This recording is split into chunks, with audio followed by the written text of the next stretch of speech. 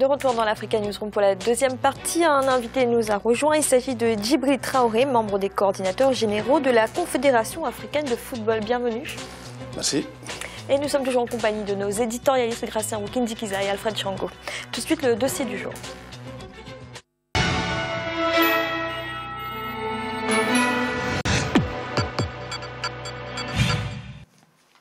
La Guinée équatoriale organise du 17 janvier au 8 février 2015 la Coupe d'Afrique des Nations de football 2015, une compétition que le pays a accepté d'accueillir en remplacement du Maroc. Les Équato-Guinéens n'ont donc eu que 2 mois pour organiser ce tournoi, rendez-vous sportif incontournable du continent. Un reportage de nos correspondants Serge Kofi et Policarpo Edoumassa. La Confédération africaine de football cherche un pays hôte depuis le forfait du Maroc. La Guinée équatoriale a décidé de voler au secours de la CAF en acceptant d'organiser la compétition phare du football africain du 17 janvier au 8 février. Au lendemain de l'annonce de l'accord de la Guinée équatoriale, des interrogations ont surgi car le pays avait co-organisé la compétition avec le Gabon voisin et cela avait bien réussi. Mais co-organiser une compétition, ce n'est pas l'organiser. De plus, la Coupe d'Afrique des Nations est une compétition qui s'organise en 4 ans. La Guinée équatoriale devra l'organiser en 2 mois. Pour le ministre des Sports équato-guinéen, il fallait sauver la situation et faire face aux défis. La Guinée équatoriale a accepté pourquoi? Ce n'est pas parce que nous étions prêts. Non, c'est parce que notre président, il est, comme je dis avec mon langage personnel, il est martyr de la cause africaine. Et notre président, il a situé la Guinée équatoriale pour le rendez-vous de donner, de recevoir. Donner ce que nous avons et recevoir ce que nous n'avons pas. C'est dans ce sens-là, et en tenant compte de sa dédication pour la jeunesse africaine en général et la jeunesse sportive en particulier, il a vu que ce n'est pas normal que la compétition africaine quitte l'Afrique pour aller ailleurs. La compétition se jouera dans les villes de Malabo, Bata et Bébéine et Mongomo. Dans les 2 premières villes, les infrastructures sont quasiment prêtes et n'ont pas besoin de lifting. Le stade de Malabo, avec une capacité d'accueil de 15 250 places, est également aux normes. Les infrastructures hôtelières de la capitale sont aussi prêtes pour accueillir les équipes, les officiels, la presse et les supporters. Même constat pour le stade de Kwantoma de Bata qui avait hébergé le match d'ouverture de la CAN 2012. Les stades des Bébéines et de Mongomo, par contre, font l'objet d'une vigilance accrue. Elles n'ont été construites que récemment. Ici, au stade de Mongomo, on est encore dans l'attente de la pelouse importée d'Espagne et les ouvriers s'affairent pour placer les sièges et l'éclairage encore manquant. En moins d'1 mois de début de la compétition, la directrice de Guinée équatoriale Project rassure. Oui, je pense que ce stade va abriter les matchs de la CAN. Nous avons déjà fait des constructions plus compliquées que celui-ci, avec beaucoup plus de rapidité. C'est pas aussi facile de mener un tel projet en 1 mois, mais nous avons déjà fait le plus difficile. D'ici 2 jours, nous allons recevoir le gazon naturel.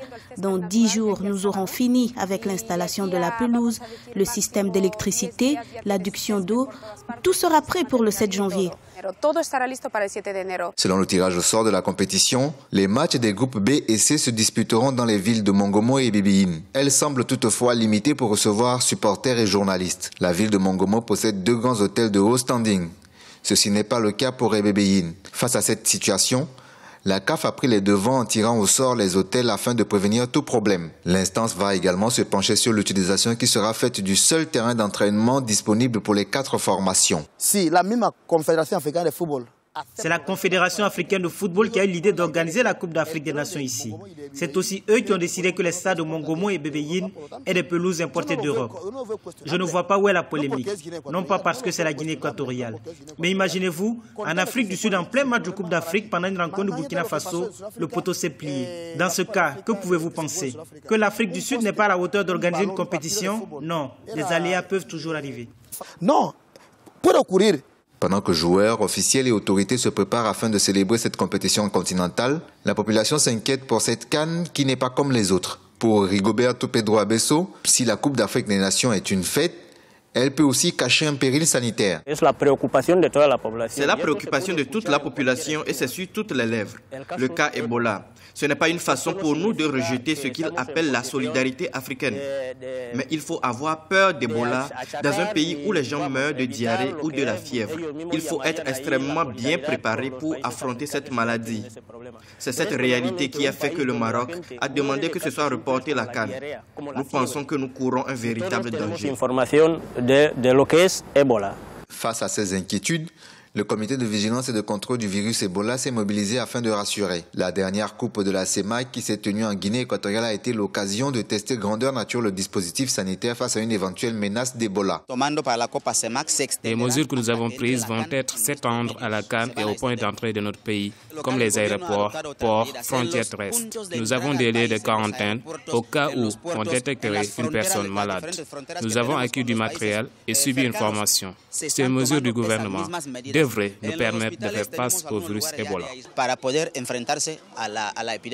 Le changement de pays hôte à 2 mois de la compétition, aussi surprenant que cela puisse paraître, n'est pas une première dans l'histoire de la Coupe d'Afrique des Nations. En 1996, le Kenya devait organiser l'épreuve, mais 2 ans avant le début de la compétition, il avait déclaré forfait à cause d'un trop grand retard accumulé dans la réalisation des infrastructures. En 2013, la Libye avait perdu l'organisation de la Coupe d'Afrique des Nations après la mort du colonel Kadhafi, la CAF estimant que l'instabilité politique et militaire était un obstacle insurmontable.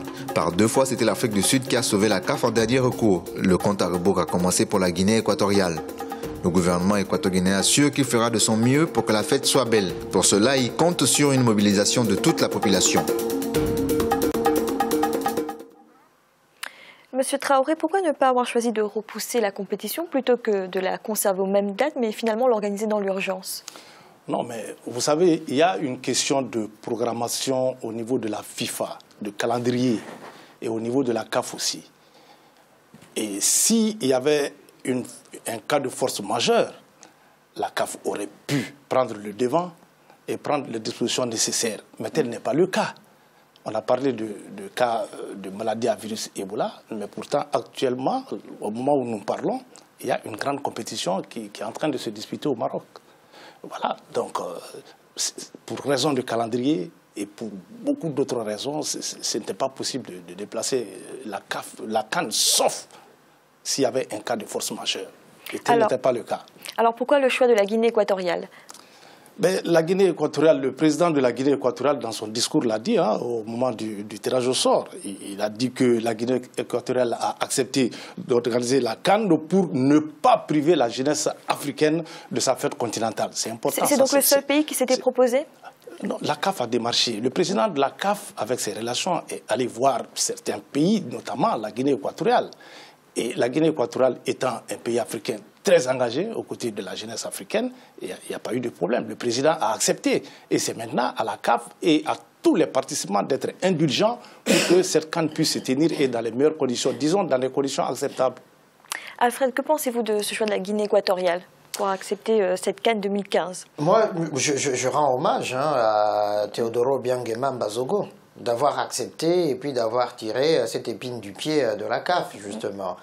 D'abord, moi je reste convaincu que le Maroc aurait pu organiser cette compétition. Bien sûr, il faut des mesures de précaution par rapport à cette question d'Ebola. Mais rien ne nous dit, effectivement, il y a cette compétition qui se tient aujourd'hui. Alors, en réfléchissant justement, je me suis dit, mais ils ont accepté que cette Coupe du Monde des clubs ait lieu au Maroc parce que ce sont des équipes qui viennent d'Argentine, d'Australie et puis d'Europe. Donc il y a là, je ne vais pas aller jusque-là, mais je le dis, est-ce qu'il y aurait une forme de racisme vis-à-vis des autres pays d'Afrique parce qu'il y a, Hollande a été en Guinée tout récemment, Ban Ki-moon est en train de faire une tournée. Ça veut dire effectivement là que le Maroc a failli quand même à sa responsabilité. Alors qu'elle savait, c'est depuis le mois de juillet qu'a commencé à émerger la question d'Ebola. Donc, si à ce moment-là, ils avaient dit « nous ne sommes plus capables », ça aurait peut-être pu permettre à la CAF de dévancer, mais à 2 mois de la compétition, je trouve ça quand même irresponsable totalement. Donc, chapeau à la Guinée équatoriale, au président Obiang Bazogo, d'avoir pris cette décision-là. Parce qu'effectivement, imaginons que la Coupe d'Afrique des Nations ait lieu au Qatar. Ça aurait été un contresens absolu. Donc, les pays qui sont qualifiés pour cette finale-là doivent être indulgents vis-à-vis justement de la Guinée équatoriale, qui est en train de tout faire pour que ça se déroule dans de très bonnes conditions. Et ça, il faut le saluer. Mais ça nécessite aussi quand même que la CAF puisse réfléchir en amont sur chaque fois comme ça qu'il y a un pays qui est proposé, qu'il y a un deuxième peut-être pays qui peut être proposé en cas d'urgence pour lui permettre de se préparer aussi en amont, parce que là effectivement si on avait dit bon, si ça ne se tient pas au Maroc et que bon, il y aurait un autre pays qui pourrait se préparer, ça aurait pu nous éviter justement cette situation-là absurde où le Maroc a placé toute l'Afrique. Alors justement, M. Traoré, peut-être une réponse à ce point soulevé par bien Alfred. sûr, là, il y aurait un problème immense, parce que vous savez, la Coupe d'Afrique se prépare sur 4 ans. Imaginez un pays qui se prépare en deuxième position sur 4 ans et qui n'organise pas la CAN, alors que c'est toute une machine qui est en place avec le secrétariat général de la CAF, d'ailleurs qui a déménagé en Guinée équatoriale depuis 1 mois et demi maintenant, qui est à pied d'œuvre avec ses partenaires Sport5 et le COCAN pour essayer n'est-ce pas, de donner un élan sûr pour que cette CAN-là puisse se tenir dans les meilleures conditions. Imaginez donc un pays qui se prépare et à la dernière minute, ce n'est pas lui qui organise la CAN, c'est plutôt le premier. Vous voyez ce que ça peut faire comme dégâts? C'est important. On comprend. De toutes les façons, les responsables de la CAF, les membres du comité exécutif, avec le président de la Confédération africaine de football en tête, Issa Hayatou, ils vont tirer toutes les leçons nécessaires, tous les enseignements nécessaires de ce qui vient de se passer pour que la même chose ne se reproduise plus. Parce que c'est ça aussi la sagesse. Ouais. Oui, alors, non, moi, ce que je voulais ajouter simplement, quand je dis un deuxième pays, c'est-à-dire dire, mais soyez en alerte. On ne sait jamais ce qui va se passer dans 4 ans. Bon, on va voir quel est l'état des équipements, maintenez les équipements en place, les hôtels, etc., au cas où. Donc, ça ne signifie pas effectivement qu'ils mobilisent les moyens, c'est simplement l'existant qui est là, le maintenir en état en se disant, peut-être ça peut arriver, peut-être ça n'arrivera pas, tant mieux, mais nous savons comment nous pouvons rebondir si, par exemple, dans 4 ans ou à quelques mois de la compétition, tel pays se désiste. À ce moment-là, nous savons que nous avons mis des moyens en réserve pour pouvoir justement soutenir le pays qui pourrait reprendre la chose. C'est une réflexion. Oui, bien sûr, rassurez-vous, c'est des cadres qui sont membres du comité exécutif de la CAF. C'est sûr qu'ils vont prendre le débat et réfléchir sur tout cet aspect-là pour que la même chose ne se reproduise. Ah oui, non, parce que ça c'est terrible quand même. Absolument. Monsieur Traoré, pour revenir à ce que Alfred avait soulevé, la question du motif sanitaire évoqué par le Maroc, d'après vous, c'est un motif qui n'était pas valable? Si le Maroc avait désisté pour l'organisation de la Coupe du Monde des clubs aussi, et si, comment on appelle, l'Organisation mondiale de la santé, parce que la CAF est restée en étroite collaboration, en contact permanent avec l'Organisation mondiale de la santé. Jamais l'Organisation mondiale de la santé n'a dit à la CAF d'arrêter la CAN. Non, ça ne s'est jamais passé. Sinon, la CAN, comment on appelle, la CAF l'aurait arrêté. Mais tel n'a pas été le cas, donc ce n'est pas, comment on appelle, les motifs valables. Dans ce cas, en tout cas. Gracien, que pensez-vous du retrait du Maroc, justement, et de la proposition de la Guinée équatoriale? D'abord, du retrait du Maroc, il y a une certaine responsabilité que les pays africains, les dirigeants africains aussi, devraient vraiment s'astreindre à ce qu'il faut toujours respecter. On ne peut pas demander la responsabilité des peuples, des gens, alors que même les pays, on s'engage à organiser la CAN, on s'y conforme, quel que soit, sauf vraiment en cas de force majeure. Or, ce n'est pas le cas parce que Ebola, on n'a pas confiné la Guinée ou Libéria, Sierra Leone. Ces pays ne sont pas en quarantaine, il y a la circulation des gens. Ebola, ce ne sont pas des millions qui sont contaminés. Il y a la responsabilité d'organiser cette compétition. Le Maroc devait vraiment aller jusqu'au bout ou tout au plus demander aux autres Africains de l'aider, notamment au niveau du corps sanitaire, pour organiser le contrôle à l'arrivée. Et éventuellement, on peut demander à ce que les délégations qui viennent des pays contaminés, des pays qui sont touchés, de rester pendant un petit moment dans des hôtels, peut surveiller et organiser en même temps. Concernant la Guinée équatoriale, vraiment, c'est une très bonne chose. Je dirais c'est une sorte de panafricanisme des Africains. Au moins, le président guinéen, équato-guinéen, il a compris qu'il y a un besoin. On ne pouvait pas délocaliser hors de l'Afrique il a compris, il a pris. Il n'a pas pris beaucoup de risques, mais en même temps, il y aura des mesures de contrôle. Il va montrer finalement que le Maroc pouvait le faire avec beaucoup de moyens. C'est vrai que la Guinée équatoriale a des moyens, mais aussi c'est question vraiment de responsabilité, d'engagement, surtout d'engagement africain, que vraiment il n'y a pas de mystère qui se trouve en Guinée équatoriale qu'on ne peut pas retrouver au Maroc. Monsieur Traoré, pour revenir à la Guinée équatoriale, justement, en 2012, la Guinée équatoriale avait co-organisé la CAN avec le Gabon. Cette fois-ci, il va organiser seul. Est-ce que cet aspect a été pris en compte? Mais bien sûr, c'est quand même c'est un pays quand même. Hein. C'est un pays. La Guinée équatoriale, c'est un pays libre, indépendant, n'est-ce pas, et qui sait où il va. Ça, c'est important. C'est que la fois dernière, il n'y avait que deux villes, Bata et Malabo. Cette fois-ci, il y en a 4. Il y a Mongomo, qui est la ville du président. Et on l'a vu dans le reportage. Et Mongomo a des infrastructures nécessaires. La pelouse, d'ailleurs, doit être posée demain. C'est demain, en fait, le délai. La pelouse doit être posée demain. Le secrétariat général de la CAF est sur place, n'est-ce pas, nuit et jour, en collaboration avec le COCAN, pour essayer de mettre les choses au point. Et Bébéying aussi est une nouvelle ville qui s'ajoute, n'est-ce pas, aux 3. Et Bébéying aussi, il y a un problème d'hôtel à Bébéying, vous l'avez entendu. Mais il y a des logements sociaux. Ces logements sociaux vont être attribués, la 4e équipe tirée va loger dans ces logements sociaux. C'est pourquoi j'ai dit qu'il faut que tout le monde soit indulgent vis-à-vis de la Guinée équatoriale, qui a été quand même, je ne sais pas, très engagé dans cette affaire-là. C'est pourquoi le président de la CAF, il a été le premier à être reconnaissant vis-à-vis de la Guinée équatoriale, en disant que celui qui donne peut ne pas se rappeler. Mais celui qui reçoit ne doit pas oublier, et la CAF n'oubliera jamais ça. Aucun Africain ne peut oublier l'acte de la Guinée équatoriale. C'est à saluer. Donc moi je vous dis, c'est que cette CAN-là va se tenir en Guinée équatoriale, et en Guinée équatoriale seulement, et ça va se faire. Les Africains vont démontrer une fois de plus, n'est-ce pas, qu'ils ne sont pas tout le temps ce que les gens pensent, dans le mauvais sens. Alfred, le président Issa Hayatou, justement, a admis que l'organisation de la Coupe d'Afrique des Nations 2015 pourrait ne pas être parfaite. Il a révélé qu'il y a des préoccupations concernant la restauration, l'hébergement, également l'accueil des médias.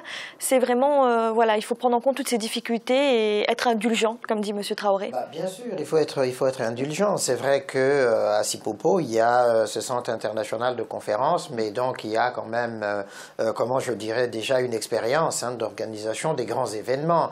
Donc, la Guinée équatoriale fera avec ses moyens, et puis il faut effectivement cette indulgence vis-à-vis de la Guinée équatoriale. Tout ne sera pas parfait, nous en sommes tous conscients et convaincus, mais le geste qui est posé est tout à fait extraordinaire, tout à fait remarquable, et que donc qu'il y ait une imperfection par-ci, qu'il y ait une imperfection par-là, c'est dans l'ordre des choses. Même quand une compétition est très bien organisée, on l'a vu la Coupe du Monde au Brésil, c'est pareil, alors que le Brésil avait eu plus de, je ne sais plus combien d'années, presque 7 ans pour préparer cette Coupe du Monde-là, mais on a vu que même jusqu'au bout, il y avait encore des soucis, il y avait des problèmes.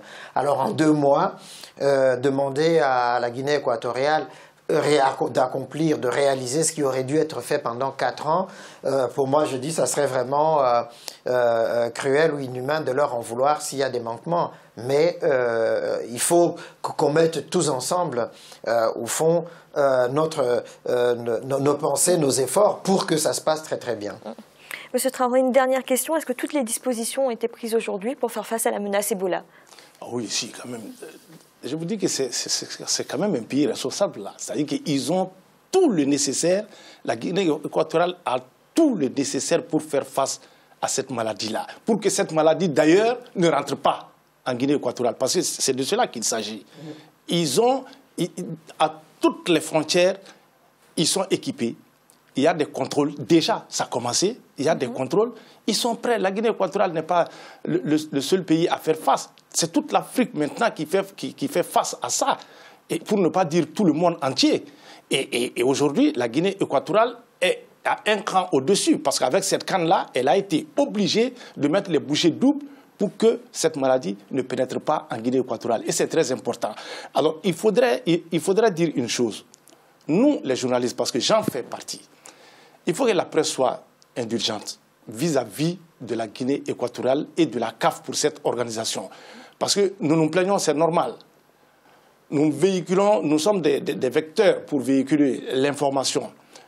Mais dans ce travail-là, il faut pour une fois qu'on soit indulgent, qu'on sache que la Guinée équatoriale n'a eu qu'un mois et demi, 2 mois pour préparer cette CAN-là. Disons, pour que cette CAN-là se tienne là-bas, chez eux. Donc, il faut que la presse soit vraiment indulgente. C'est ce que je voulais dire. Monsieur Traoré, merci. On a bien compris votre propos. Merci d'avoir été avec nous. Merci.